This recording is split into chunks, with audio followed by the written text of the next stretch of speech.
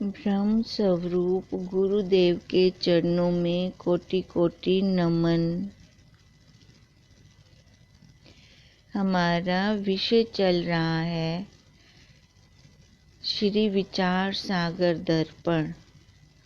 अब विचार सागर दर्पण की कल हमने प्रथम तरंग का आरंभ किया था। अब देखो सागर के अंदर तो तरंगे होती ही हैं। अब सागर निश्चल दास जी किसको दिखा रही हैं? ये सागर, अब ये ना हमारी अपनी बात चल रही है। इस विचार सागर दर्पण में ये दर्पण हमें शीशा अपने अंतःकरण का दिखा रहा है कि हमारे अंतःकरण में कैसे कैसे भाव उठते रहते हैं। और ये भाव क्या है? लहरें हैं, तरंगे हैं। ये सागर कहाँ है? भावों का सागर जो ये जीव के अंदर है। देखो, बाहर वाला सागर तो हमें सारे दिखा देते हैं, पर ये अंदर वाला जो सागर चल रहा है, मुसीबत का कारण सबसे बड़ा यही है। ये अंदर का सागर कौन दिखाएगा हमें? हमारे तत्वनिष्ठ गुरुदेव, जो कि हमें दिखा रहे हैं। और हम अगर मन मचले बन के लेटे रहें तो उसमें फिर गुरुदेव क्या कर सकते हैं? तभी कहते हैं ना, सोए हुए को तो उठाए, पर मन मचले को कौन उठाए? अब सागर क्या करता है? जो लहरों में गंद आता है ना, वो सारा बाहर निकाल के फेंक जाता है, तट पे आ जाता है, किनारे पे आ जाता है। अब इसके अंदर से लहरों के द्वारा जो ये गंद निकल रहा है, वो बाहर तट मतलब व्यवहार में आ जाता है।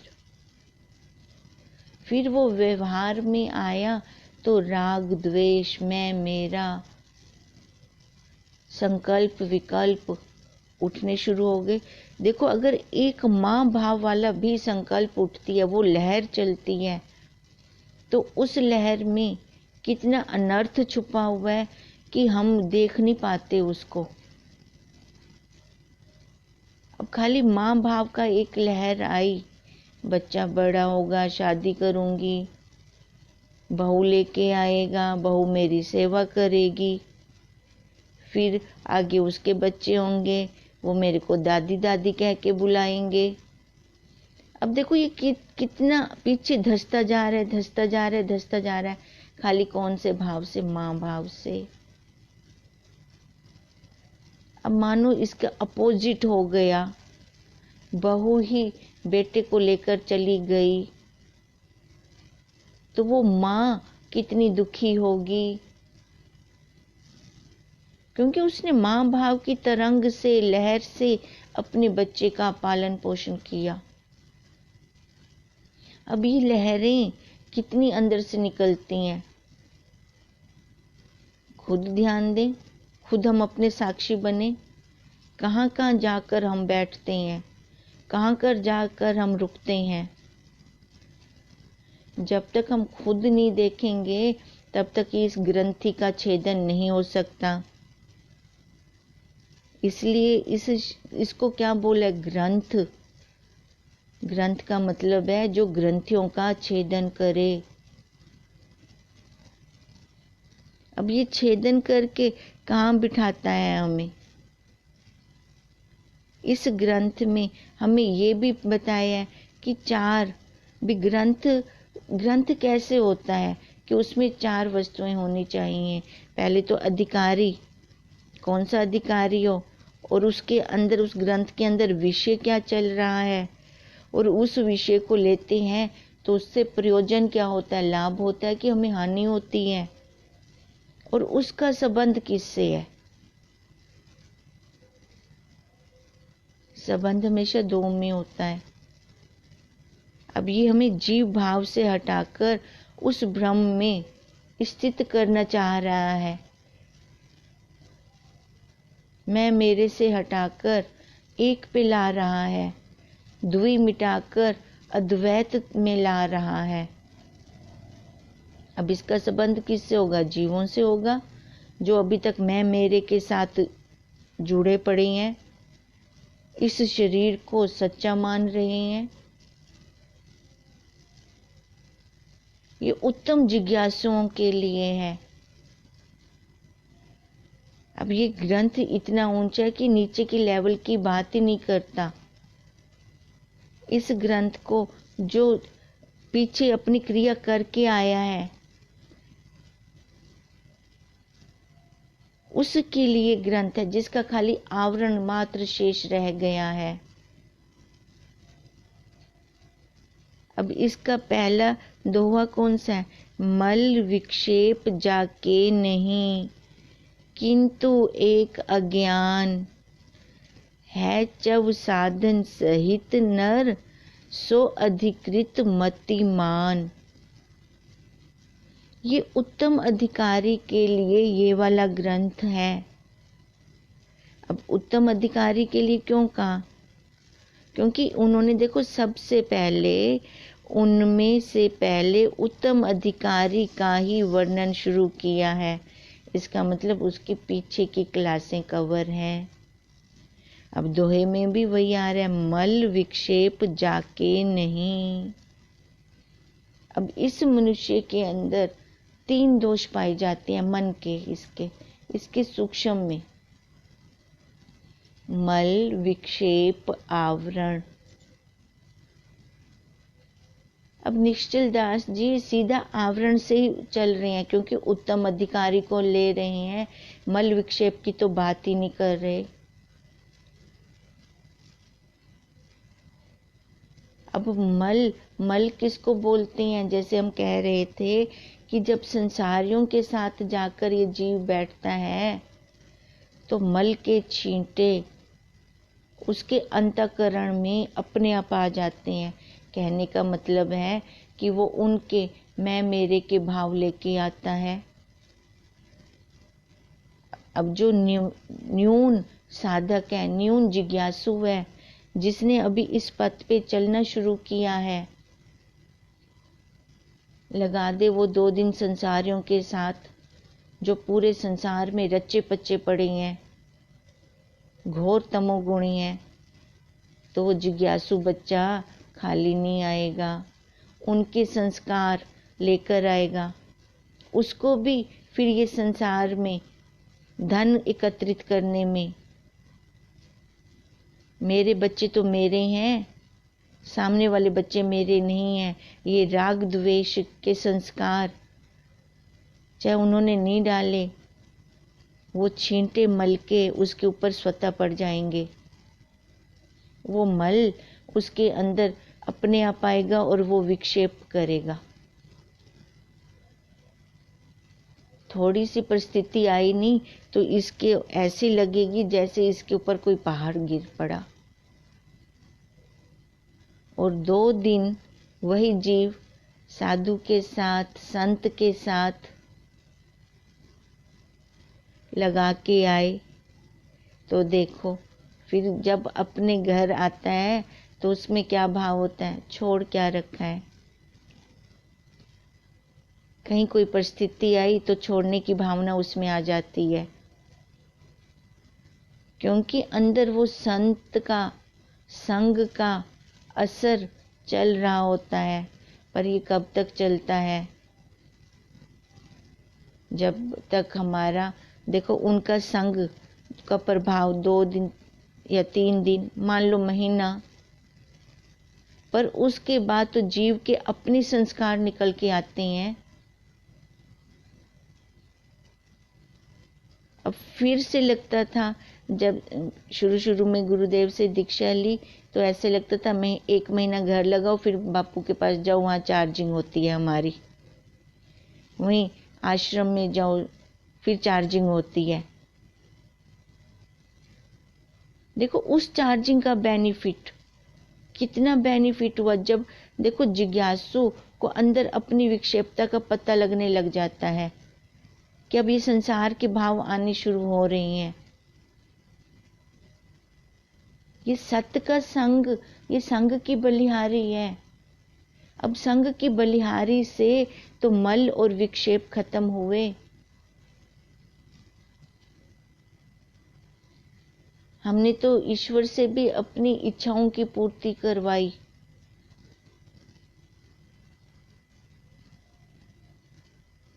कैसे मंदिर गए, मत्था टेका, मेरी ये कामना पूरी कर देना, मैं 11 रुपए का या मान लो 100 रुपए का 101 का प्रसाद चढ़ा दूंगा। और वो तो ऐसे दयालु निकले, तो उन्होंने हमारी वो भावना भी पूरी कर दी। इतने में सस्ते से हमारा काम हो गया। इतना सस्ता हमारा काम आज तक कहीं से हुआ। फिर जीव को वो लत लग गई अपनी मनोत को पूरा करने की। ये मल है सूक्ष्म में जो हमें दिखाई नहीं देता। अब वो मनोत से क्या पूरी करवा रहा है? इस शरीर के कार्यों को या इसके द्वारा जो पैदा हुए उनके कार्यों को। सबसे बड़ा मल है ये। अब गुरुदेव कहते हैं ये मल कैसे जाता है? जब निष्काम कर्म होते हैं। निष्काम कर्मों से देखो, हम सारे अपने साक्षी खुद हैं। हमको पता चल रहा होता है कि हमारे भाव अंदर से कैसे चल रही हैं। चाहे हम उसको ऊपर से चीनी का लेप लगाएं, अपनी मन की मनोत को पूरा करने के लिए कैसे कैसे हम ऊपर से इस जीव भाव के ऊपर पर्दा डालते हैं। क्योंकि हम अब सत्संग में भी जाते हैं, शब्दकोश भी हमारा बन चुका है कि ये तो देह है, मैं तो देह हूं नहीं। पर जब कोई अपनी मनोत आती है तो उसमें कैसा हम पर्दा डालते हैं उसको पूरा करवाने के लिए। पर अंदर से हमें सारा सजगता होती है, जानते हैं अपने भाव को, अपने उन संस्कारों के ऊपर कैसे पर्दा डालते हैं। अब ये हम पर्दा डाल रही हैं तो वो प्रकृति क्या करती है? ये शरीर रूपी पर्दा जब गिरता है तो जीव रूपी रावण उठ के फिर आगे चक्कर खाता है। हम अपने आप के साथ सबसे बड़ा धोखा कर रही हैं। ईमानदारी करें अपने आप के साथ। अगर ये द्वैत वाले भाव आ रहे हैं तो गुरुदेव से प्रार्थना करें। किसी संसारियों के आगे जाके ना मत्था टेकें, अपने गुरुदेव को मन ही मन प्रार्थना करें कि गुरुदेव अब मेरे इन भावों को काटो। अब वो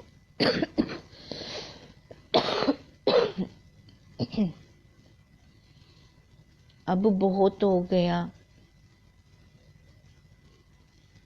मैं इनसे छूटना चाह रही हूँ पर छूट नहीं पा रही। गुरुदेव मेरी सहायता करो, मेरा मार्गदर्शन करो। अभी तक भी मेरे अंदर ये मैं मेरे वाले भाव आ रहे हैं, राग द्वेष वाले भाव आ रहे हैं। क्यों आ रहे हैं? सर्वम खल विदम ब्रह्म, जब सारा ही ब्रह्म है, आपने ये बताया तो ये मेरी बुद्धि में क्यों नहीं बैठ रहा?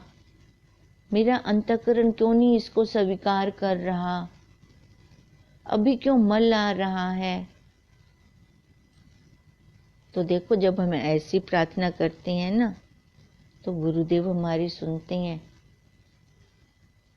वो अंतर्यामी रूप से हमें फिर प्रेरणा दे जाते हैं। फिर वो हमसे निष्काम कर्म करवाते हैं।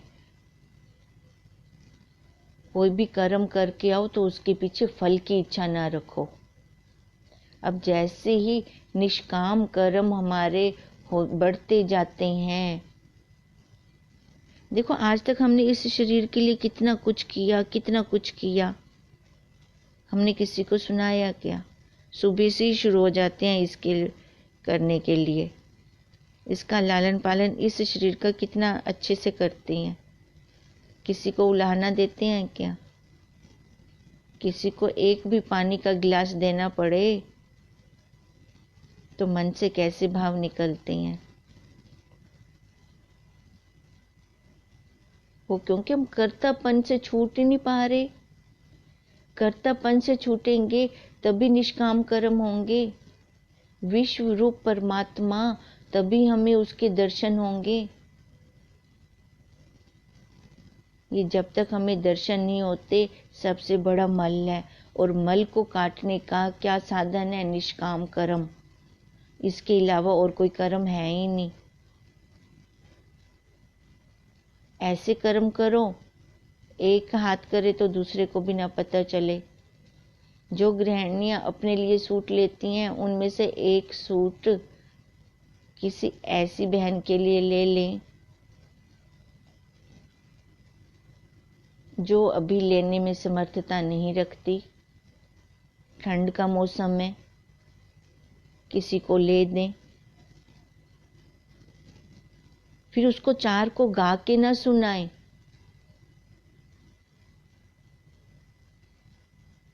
किसी को कानो कान खबर भी ना हो, उसकी इस प्रकार हम हेल्प कर दें। ये भाव भी ना आए, ये तो अभी देखो बोलने में आ रहा है कि हम हेल्प कर दें,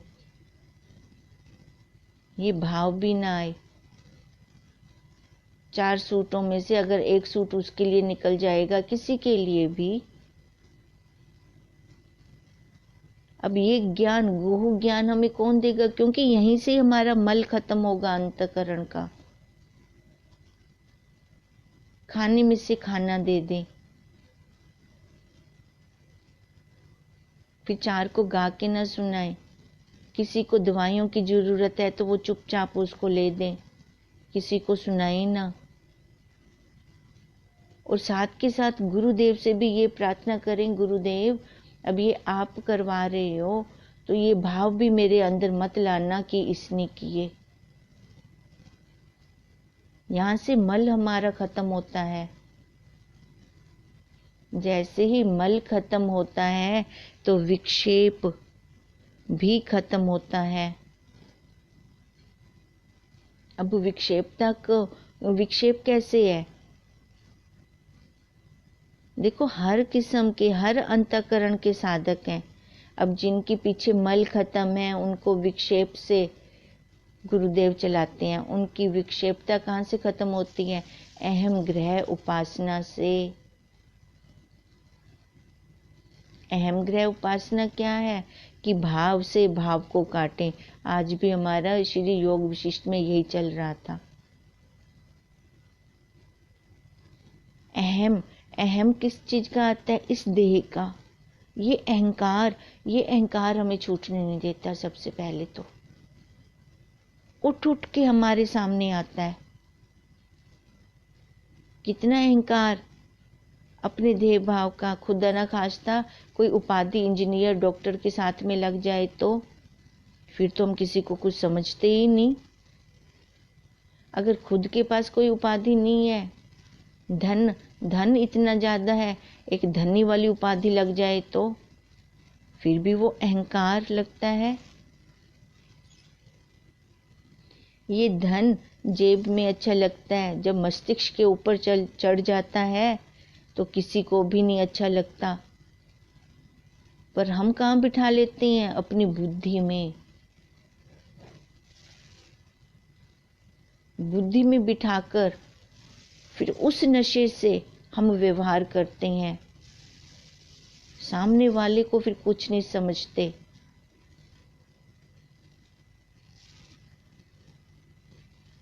यही गुरुदेव कहते हैं, जो बुद्धि में ये नशा चढ़ा पड़ा है ना, मैं मेरे का, उपाधियों का। देखो, जब खुद में उपाधि नहीं है, बच्चे लायक निकल आए, डॉक्टर बन जाए, इंजीनियर बन जाए या किसी बड़ी पोस्ट पे चले जाएं, तो वो अहंकार भी हमारे सिर पे चढ़ के बोलता है। अब इससे क्या साबित हुआ? कि माँ भाव इतना चढ़ा पड़ा है। नहीं तो सामने दिखे, बच्चे की अपनी प्रारब्ध है। हर जीव अपनी अपनी प्रारब्ध के साथ आ रहा है। पहले बनी प्रारब्ध, पीछे बना शरीर। वहां पर तो हम रुकते नहीं। फिर वो उसका अहंकार, मां बन गई ना मैं फिर। अब ये जो विक्षेपता होती है, ये अहम ग्रह उपासना से दूर होती है। पर ये कब? जब जिज्ञासु को खुद इच्छा होगी कि मैं अब, तड़प होगी कि मैं अब इस संसार से छूटना चाहता हूं। अब जिसका मैं नाज कर रही थी कि बच्चे डॉक्टर बन गए, इंजीनियर बन गए, वही क्या साथ में रहते हैं? वो आगे चले जाते हैं। फिर वो माँ का क्या हाल होता है, कितनी विक्षेपता आती है उसके अंदर, फिर उसको ठोकर लगती है।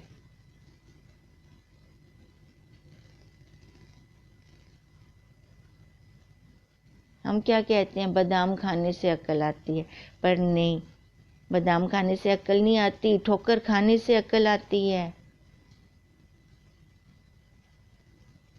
जब ये ठोकरें खाते हैं तब इस शरीर की आयु ही समाप्त होने वाली होती है। वो संस्कार मैं मेरे के इतने दृढ़ हो जाते हैं कि बैठकर फिर अपनी उपासना ही नहीं होती। इंद्रियां ही नहीं साथ देते कि आसन पे बैठा जाए, इंद्रियां भी नहीं साथ देते। और मन के अंदर जो संस्कार भरे थे, वो संस्कार हमें आसन पे नहीं बैठने देते। फिर चलो लेट के करते हैं। लेट के तो इतना तमोगुण ऊपर हावी होता है, तमो रजोगुण, कि लेटते ही नींद आ जाती है। जब करने का समय था तब तो किया नहीं, अब पछता रहे हैं, अब क्या होगा? फिर भरमेंगे, कोई और जन्म लेंगे। अब शुक्र कैसे भरमे थे, कितने जन्म लिए, कितने युगों चौकड़ियों तक, जबकि भृगु के बेटे होने के बाद भी इतने भरमते रहे, इतने युगों युगों तक। सब जन्म में उनको लास्ट में जाके, बुढ़ापे में जाके वैराग्य होता, पर उस टाइम तो वो संस्कार चलते। फिर ये छोटी छोटी पूंजी इकट्ठे करते करते कैसे सत्ता तप के जन्म में शुरू से ही उनको वैराग्य हुआ, पर भर में कितने। अब समझदार वही जो अपने से बड़ों को देख कर कि उसका फल, रिजल्ट यही निकला था, हम संभल जाएं।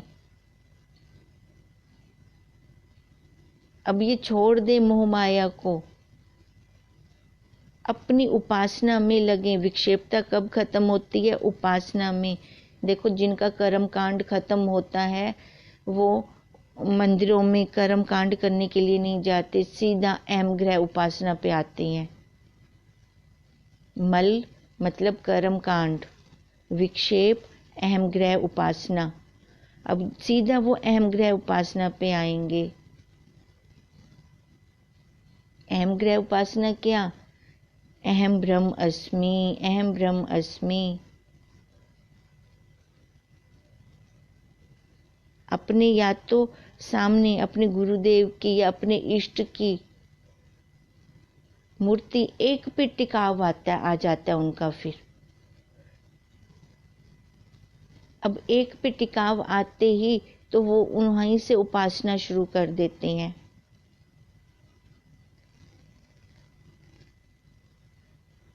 अब ये उपासना कैसे होती है? या तो वो अपनी श्वासों की रिधम को देखें, प्राण आ रहे हैं, जा रहे हैं, तभी ये विक्षेपता खत्म होती है।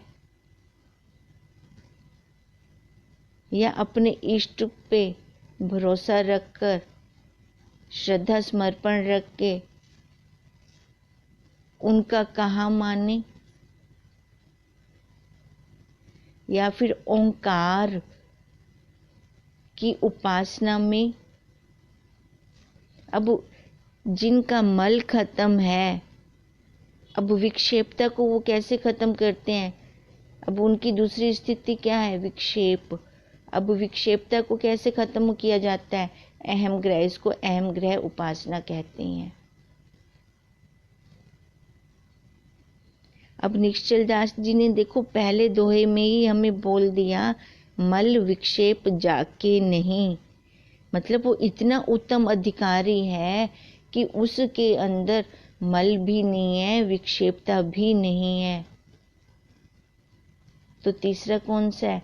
आवरण। अब निश्चल दास जी तो मल को और विक्षेप को दोनों को खत्म करके आवरण से शुरू कर रही हैं। पर हमारे गुरुदेव तो हमें कहते थे खाली विक्षेपता वाला, अहम ग्रह उपासना वाला भी कोई मेरे पास साधक आ जाता है ना, तो मैं उसको ऐसा चलाऊंगा कि उसकी यात्रा बहुत जल्दी खत्म हो जाएगी।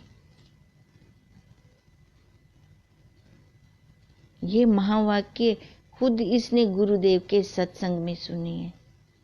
पर उस टाइम नहीं पता था, ना मल का अर्थ पता होता था, ना विक्षेपता का अर्थ पता होता था। पर वो आज महावाक्य अंदर गूंजते हैं। निश्चल दास जी तो दोनों को खत्म करके कह रहे हैं ना, मल विक्षेप जाके नहीं। अब लगते हैं ना हमारे गुरुदेव ने हमारे ऊपर कितनी बड़ी कृपा की है। अब उसका अनुभव होता है हमें।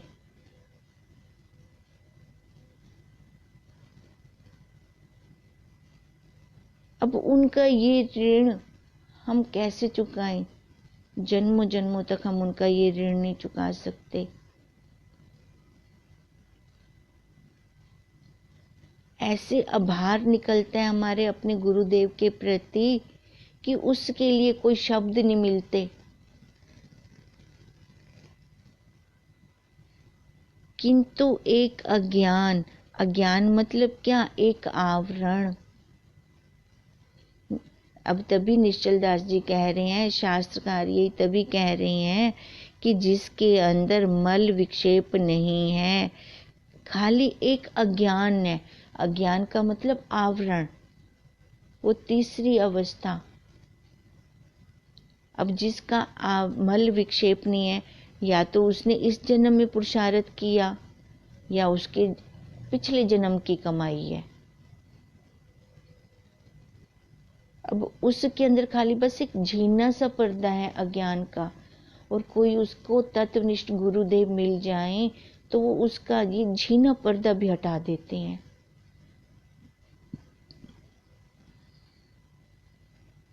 झीना पर्दा क्या है? जैसे ट्रांसपेरेंट शीशा है, आर पार हम देख रहे हैं, दोनों साइडों से हम देख रहे हैं, पर हमें लगता नहीं है कि बीच में शीशा है। जब हम चलते जाते हैं तो एक ठोकर सी लगती है, नाक हमारा टूटता है, फिर पता लगता है कि कांच की दीवार है बीच में। आवरण ऐसा है कि इधर गुरु का ज्ञान भी स्पष्ट स्पष्ट दिखाई दे रहा है और उधर संसार भी स्पष्ट स्पष्ट अभी दिख रहा है।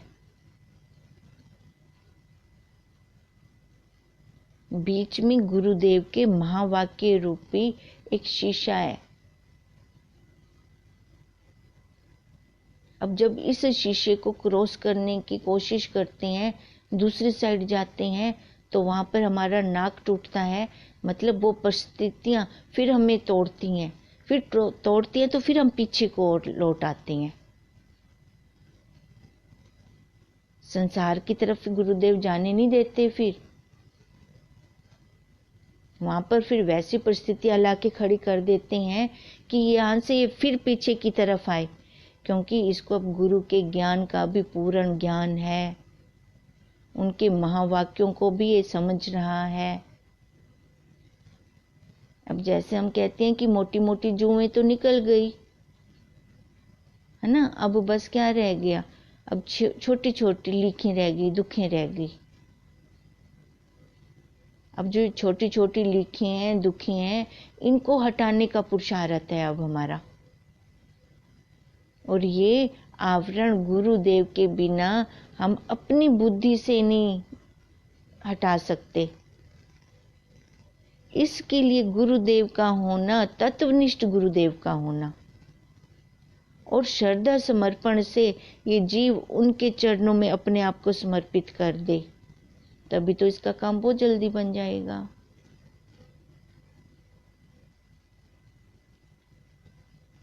नहीं तो ये भटकता रह जाएगा।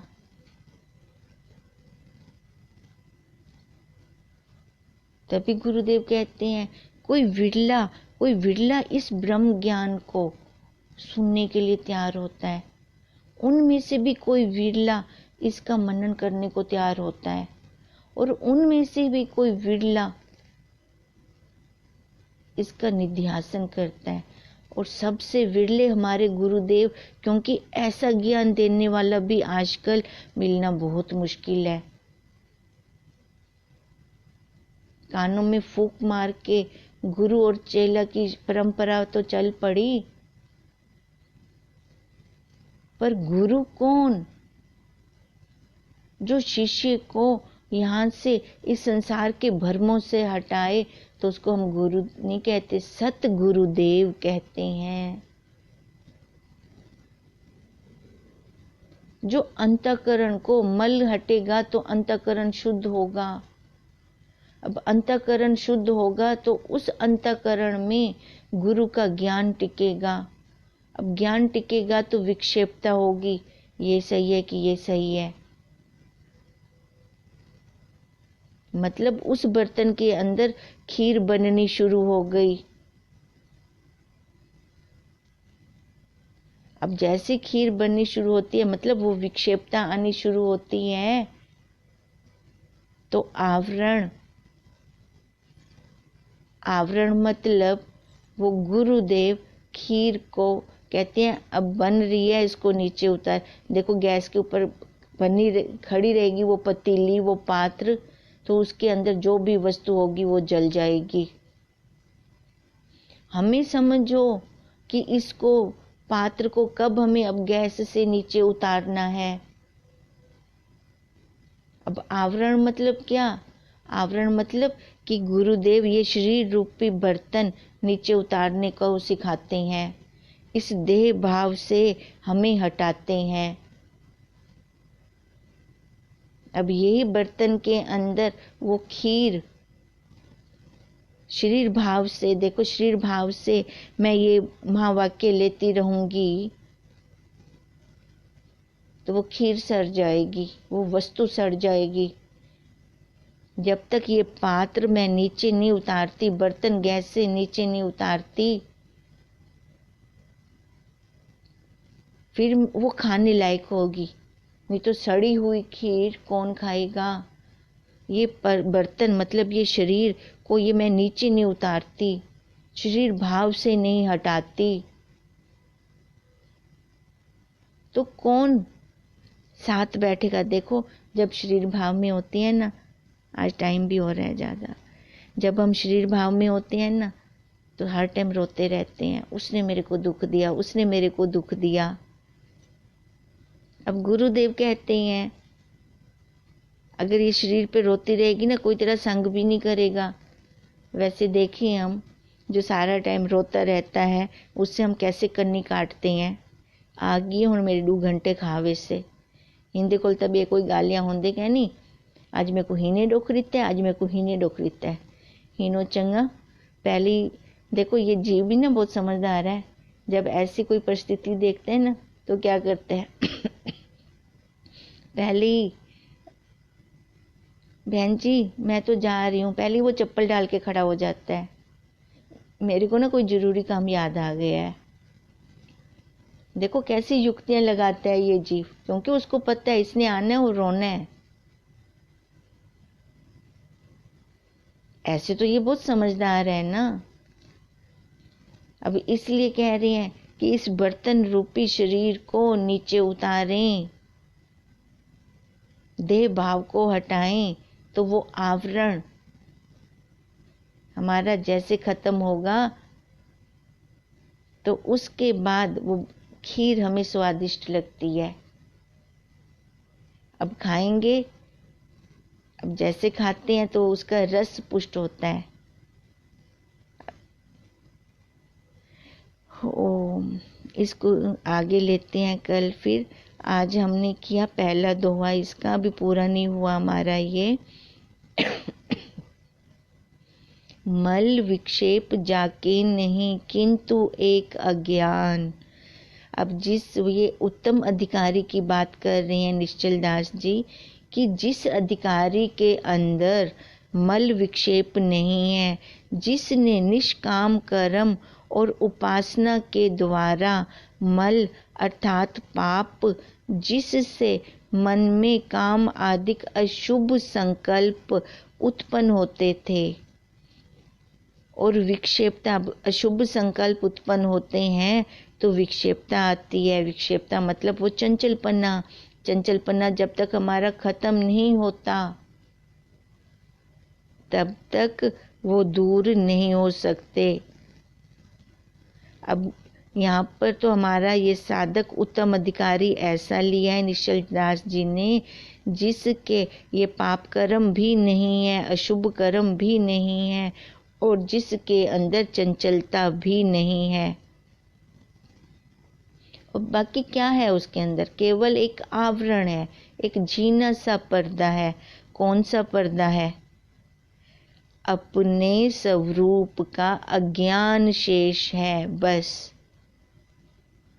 अब कल वाले आगे वाली लाइन में हम इसको आगे करते हैं। ओम ओम। आज हमारा होमवर्क यही, रोज यही हमारा होमवर्क है कि अपने आप को देखें कि इसके भाव कहाँ जा रहे हैं, किसको उठा रहा है। चलो एक हम होमवर्क ना यही सरल सा लेते हैं कि आज किसी के ऊपर गुस्सा नहीं करना। इसमें भी तो हम देखेंगे ना, बोला गुस्सा कर दी पे यहीं, छोटा छोटा भाव लेते हैं। आज किसी के ऊपर गुस्सा नहीं करना हमें। ओम ओम ओम। ओम तम नमामि हरिं परम। ओम तम नमामि हरिं परम। ओम तम नमामि हरिं परम। ब्रह्म स्वरूप गुरुदेव के चरणों में कोटि कोटि नमन। ओम।